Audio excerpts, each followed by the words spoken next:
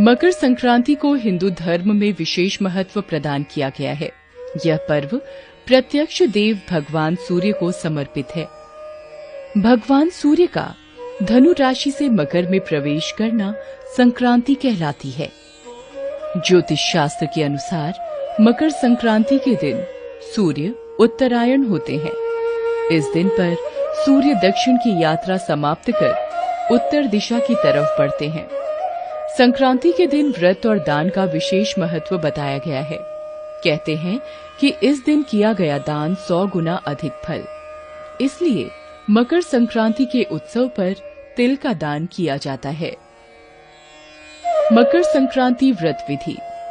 मकर संक्रांति व्रत की चर्चा भविष्य पुराण में भी मिलती है। भविष्य पुराण के अनुसार सूर्य के उत्तरायण होने पर संक्रांति व्रत करने की मान्यता है। इस व्रत में संक्रांति के पहले दिन एक बार भोजन करने के बारे में बताया गया है। संक्रांति के दिन तेल और तिल मिश्रित जल से स्नान करना चाहिए। इसके बाद सूर्य देव की स्तुति करनी चाहिए। इस दिन तीर्थों में गंगा स्नान और दान करने से पुण्य प्राप्ति होती है। ऐसा करने से मोक्ष की प्राप्ति होने की मान्यता है। संक्रांति के पुण्य अवसर पर अपने पितरों का तर्पण और ध्यान करना पुण्य फलदायी माना गया है। मकर संक्रांति की कथा और विधि का वर्णन भविष्य पुराण में भी मिलता है। भविष्य पुराण के अनुसार हम आपको मकर संक्रांति व्रत कथा और विधि बता रहे हैं। मकर संक्रांति व्रत कथा 1।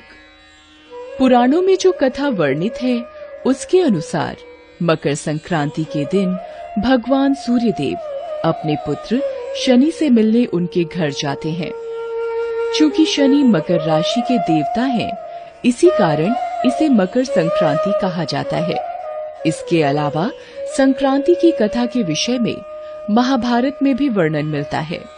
महाभारत में वर्णित कथा के अनुसार महाभारत युद्ध के महान योद्धा और कौरवों की सेना के सेनापति गंगापुत्र भीष्म पितामह को इच्छा मृत्यु का वरदान प्राप्त था।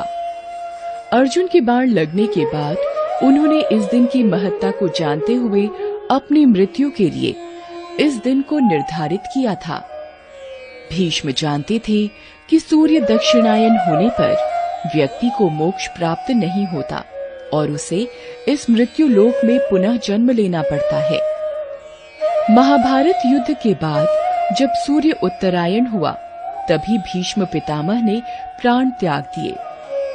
मकर संक्रांति व्रत कथा 2।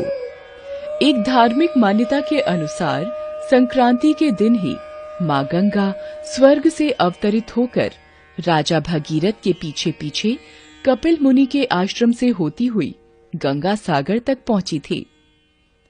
धरती पर अवतरित होने के बाद राजा भागीरथ ने गंगा के पावन जल से अपने पूर्वजों का तर्पण किया था। इस दिन पर गंगा सागर पर नदी किनारे भव्य मेले का आयोजन किया जाता है। मकर संक्रांति व्रत कथा 3। शास्त्रों में वर्णित एक अन्य कथा के अनुसार माता यशोदा ने संतान प्राप्ति के लिए मकर संक्रांति के दिन व्रत रखा था। इस दिन महिलाएं तिल, गुड़ आदि दूसरी महिलाओं को बांटती हैं। ऐसा माना जाता है कि तिल की उत्पत्ति भगवान विष्णु से हुई थी, इसलिए इसका प्रयोग पापों से मुक्त करता है। तिल के उपयोग से शरीर निरोगी रहता है और शरीर में गर्मी का संचार होता है।